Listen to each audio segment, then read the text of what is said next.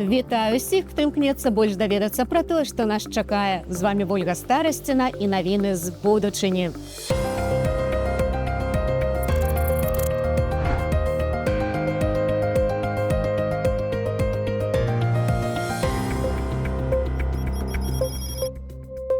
Я вообще по характеру такой человек, что я в каждую дырку готов лезть. Но надо это прекращать. Лукашенко задумаўся пра пенсію. Няўжо ў яго ўсё так кепска? Я когда вот так брякну языком, что здоровье нормально, обязательно что-нибудь случится. В ближайшее время ты увидишь, что будет с ценами. Новы план утаймавання коштаў. Мы пообещали народу формулу эту выработаем. Хацеў гэта зрабіць 1 красавіка, але адклаў на восень. Перец, как курица за килограмм. Што нам пагражае? Будем в магазин ходить, как в музей. Посмотрели, ничего купить не можем. Кардынальна абнавіць арганізм. Упершыню ў гісторыі з'явілася магчымасць выпрабаваць орган задоўга да таго, як яго перасадзяць рэцыпіенту. Пачынаецца новая эра транспланталогіі.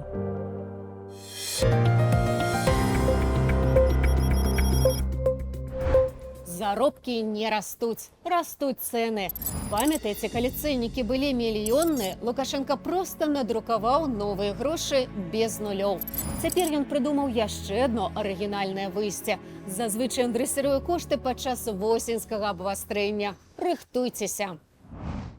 Як і ў першы год прэзідэнцтва Лукашэнкі, гэтак і ў 31 год ягонага кіравання праблема ў беларусаў адна і тая ж – высокія цэны.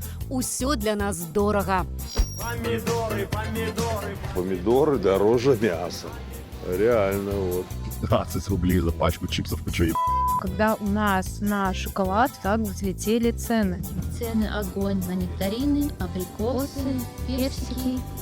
Перец тоже, как курица за килограмм.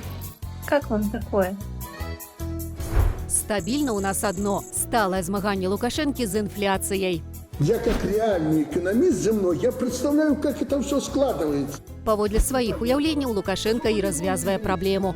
Кожную пяцігодку ён абавязкова аддае гэткі загад. С сегодняшнего дня запрещается всякий рост цен.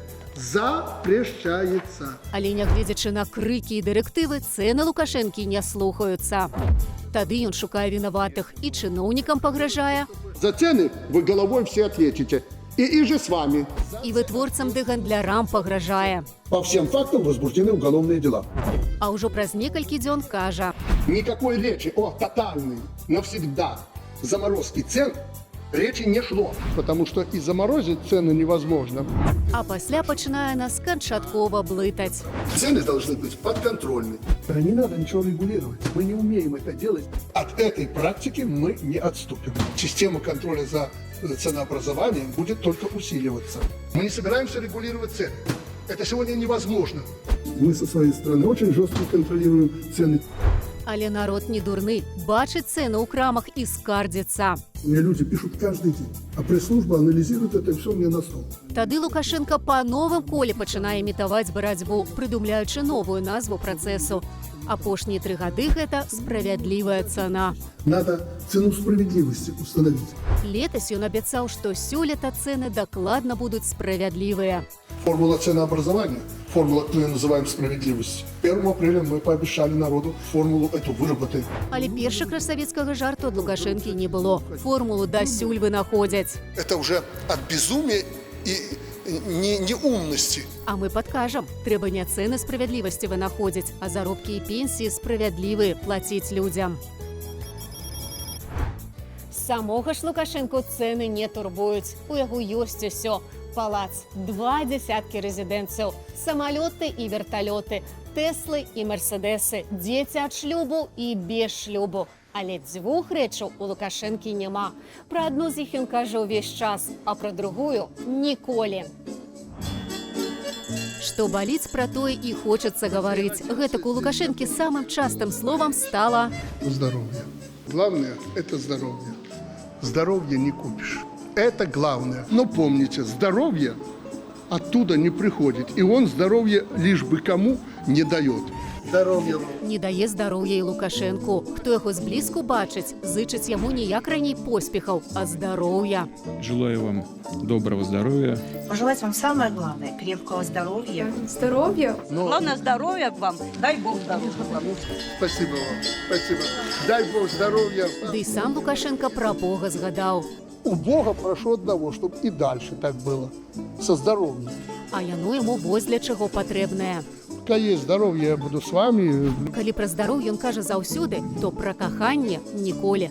І тут такое. Просим выбрать свой счастливый билет. О, Боже мой! Любовь и голуби. Желаем приятного просмотра. Аказваецца, вось ён які шчаслівы білет для Лукашэнкі. Инфаркт миокарда. Вот такой рубец. Вскрытие показало. Спадарства, а вы нам покажите свои лайки. Калі глядзіце нас на YouTube-канале Белсат Лайф, поставьте, калі ласка, падабайку. И калі можете, подпишитесь на наш канал.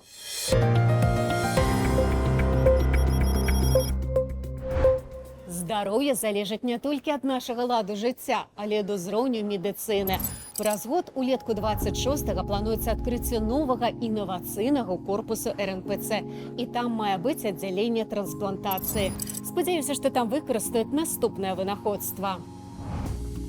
Оксфордскі універсітэт і стартап «Орган Окс» распрацавалі машыну пад назваю «Мітра», якая дазваляе захоўваць чалавечыя органы па-за целам жывымі значна даўжэй, чым пры захоўванні на лёдзе. Як гэта працуе? Мітра стварае для органаў умовы максімальна падобныя да тых, што ёсць унутры чалавека. Машына падманвае печань ці нырку, прымушаючы іх працаваць, як быццам бы яны ўсё яшчэ ў целе чалавека. Упершыню ў гісторыі з'явілася магчымасць выпрабаваць орган задоўга да таго, як яго перасадзяць рэцыпіенту. Кіруецца ўсё 3 кнопкамі: пуск, стоп, выняць. А 7 унікальных алгарытмаў самастойна адаптуюцца да любога органа, незалежна ад яго памеру, вагі ці ўзросту пацыента. Сёння большая частка органаў для трансплантацыі паступае ад донараў пасля смерці мозгу, але існуе вялікая нявыкарыстаная катэгорыя донараў. Гэта людзі, у якіх перастала біцца сэрца. Гэтая тэхналогія прадэманстравала, што органы з такога цела можна выкарыстоўваць гэтак жа бяспечна, як і органы пасля смерці мозгу. У выніку колькасць трансплантацыяў у клініках, што ўдзельнічалі ў выпрабаваннях, вырасла ў сярэднім на 25-30%. Выкарыстанне мітры скараціла чаканне на трансплантацыю з 85 дзён да 14 і паменшыла смяротнасць у чарзе з 18 да 6%. А яшчэ тэхналогія эканоміць дзяржаўныя грошы. Толькі адна трансплантаваная нырка замест дыялізу эканоміць каля 1 000 000 фунтаў на аднаго чалавека за 10 гадоў. У будучыні тэхналогію плануюць выкарыстоўваць таксама для лакальнай хіміятэрапіі, каб атакаваць толькі пэўны орган, не закранаючы ўсяго арганізму. Белавія неўзабаве прэзентуе новую паслугу. На борце самалётаў можна будзе глядзець фільмы. А давайте зазірнем, што новага ў еўрапейскіх летаках. Фільмы ў самалёце на захадзе не навінка. Там цяпер выпрабоўваюць штучны інтэлект у летаках, каб зрабіць палёты больш бяспечнымі. Тэхналогія Rattlesnake ужо працуе ў некаторых звычайных самалётах. Цяпер жа брытанская абаронная кампанія BAE Systems разам са шведскай фірмай Avionic праводзіць выпрабаванне штучнага інтэлекту ў баявых летаках. Сістэма Rattlesnake аналізуе сітуацыю ў паветры і дапамагае пілоту прымаць пастановы. Напрыклад, калі мы пытаем у штучнага інтэлекту, на якую адлегласць у тым кірунку мы можам паляцець, каб ракета нас не знішчыла, то адказвае 2 кіламетры. Мы можам зрабіць звычайную сімуляцыю і праверыць гэты адказ з высокаю дакладнасцю. Нам не трэба здагадвацца, працуе штучны інтэлект ці не. Мы проста мадэлюем і пераконваемся ў выніку. Гэтая сістэма не толькі павышае бяспеку, але і робіць самалёт больш эфектыўным у баях. А зараз зазірнём у падводны свет. Як вядома, 75% паверхні нашай планеты – гэта вада. Пры гэтым мы вельмі мала ведаем пра акіяны. Але цяпер магчыма даследаваць іх без апускання на небяспечную для чалавека глыбіню. Гэта робіць робатны рэц. Даследнікі са Стэнфордскага універсітэту прэзентавалі Ocean One K, гуманоіднага падводнага робата, які можа апускацца на глыбіню да 1000 метраў і перадаваць адчуванне дотыку чалавеку, які кіруе ім здалёк. Людзі-нырцы могуць апускацца на глыбіню да 60 метраў, а гэты робат на 1000 метраў. Але нават на такой глыбіні ён злучаецца з чалавекам, які сядзіць у човне праз тактыльную прыладу, каб чалавек адчуваў тое, да чаго дакранаецца робат пад вадою. Ocean One K мае рукі і пальцы, здольныя асцярожна трымаць делікатныя прадметы і можа збіраць пробы для марскіх біёлагаў. Ён ужо даставаў старажытныя артэфакты пасля караблекрушэнняў, напрыклад, лямпы і кубкі, якім 2000 гадоў, і нічога не было пашкоджана.